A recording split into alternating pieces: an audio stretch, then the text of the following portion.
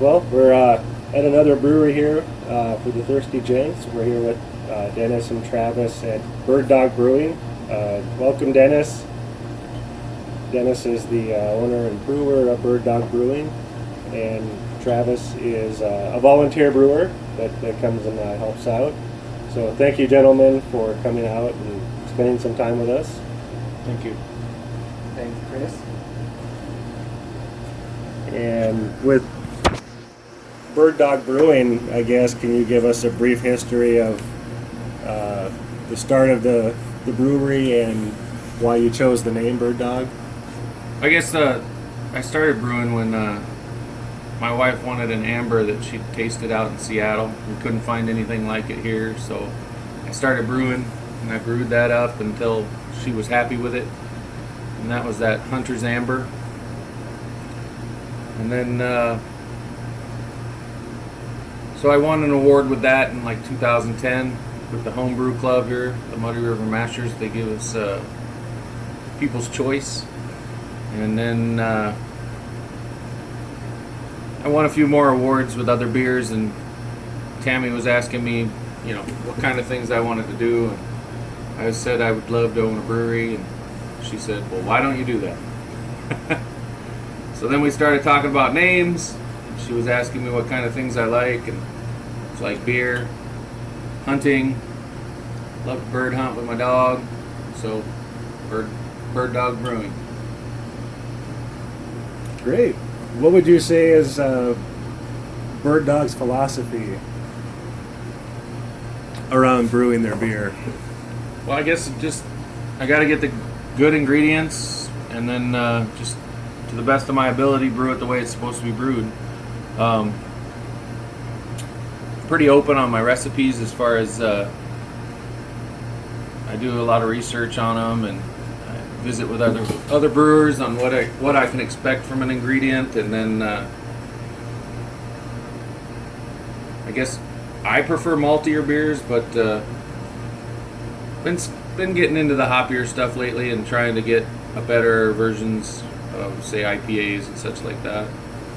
And but my passion really comes in the maltier beers. And we're brewing a beer right now, actually. What are you concocting? I'm doing that Maibach we did. We did it for a homebrew club, or a brewer's night a few months ago, and it went over really, really well. So thought we'd try it again and make sure that it's a viable recipe that I can repeat, and that it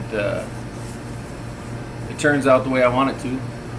As long as it does that, then we'll talk about possibly moving it to a larger scale from time to time. Great. I can't wait. And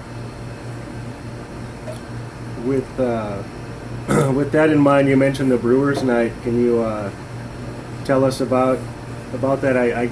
From what I understand, it's the second Tuesday of each month. Correct. And the second Tuesday of every month usually people start to show up around 5:30. I mean, if you want to see the whole brewing process, you can start as early as 4:30. But the fun starts to begin about 4:30 or 5:30, and then quite a few people start to show up after the 6 o'clock mark. Then we typically drink the beer we brewed the month before, and then brew a new beer. Great. I've been to a few. They're fun. Lots of fun. You get to meet other brewers in town, in the area. Yeah, it's been nice. We get sometimes the homebrew club shows up. Sometimes we get farmers that do like ciders and stuff like that. We also like to do a bottle share type of thing when we do it. So it ends up being pretty fun on average. Some nights quieter than others. That's how I met Dennis. When we first moved here, I found the Brewers Night, and I showed up, and Dennis taught me how to brew, and now I do a lot of brewing. He's an award winner. He is actually, yes.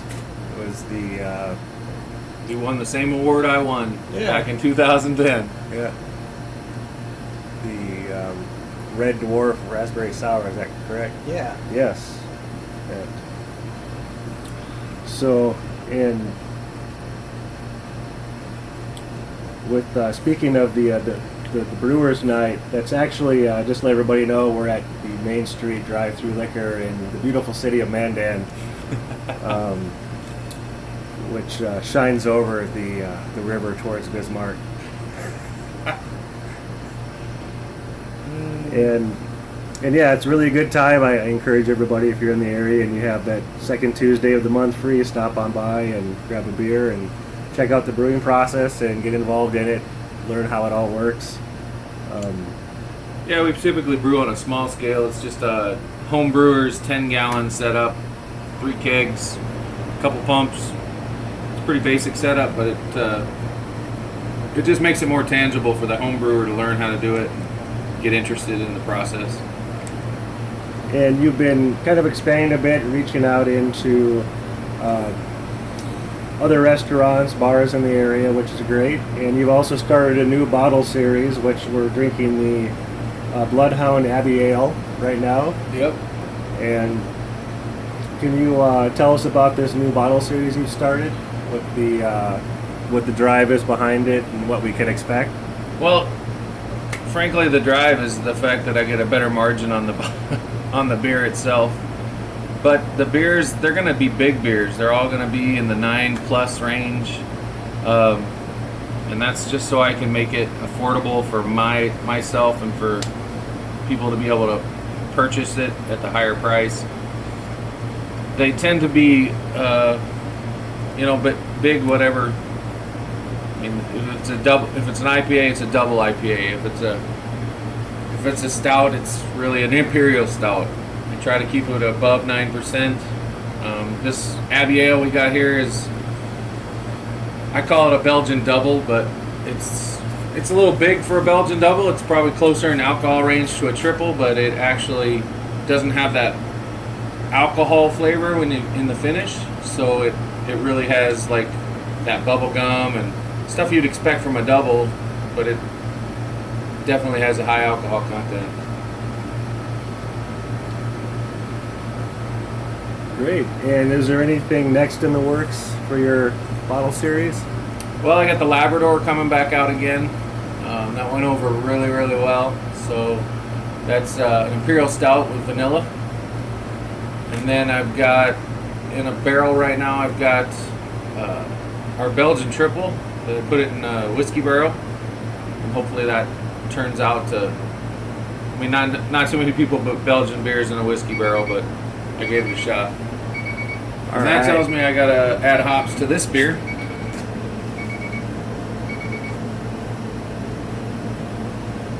So that's what I'm gonna do. Go ahead. So, I think something some people would like to know is the actual size of your main brewing system and how many barrels and how many gallons that is that you can brew at once. Well, we just have a basic 3-pot system, and it's 3.5 barrel system. I can brew as much as about 125 gallons at one time. But that has to be in the 5% range in order to do something that big. So as far as normal brews, I would say my normal batches come out to about 115 gallons or 7.5 barrels, somewhere in there. Okay, great. And just to let people know as well, your beers are featured here at the Main Street Drive-Through Liquor in the beautiful city of Mandan. Yeah, we usually have at least 4 taps. We've been up to as many as 8 at one time, depending on the time of the year or the season of beers. Just kind of depends on the time. So then we carry them, like you said, we carry them throughout town. Sickies, the new Ale Works down the street.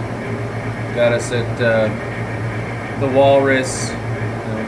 Time to time we're in jail beers, those type of spots. Okay, great. I'm glad we can get your beer all over the area, even in Bismarck. Yeah, actually, I have guard drills on weekends, so 1 week in a month. So I'm actually distributing out to Jamestown as well. We have Johnny B's out there carries our beer from time to time. So it's been been good. Great. Now that we're coming into spring, is there any specialty beer that we should expect from Bird Dog? Well, we'll have to brew the habanero beers.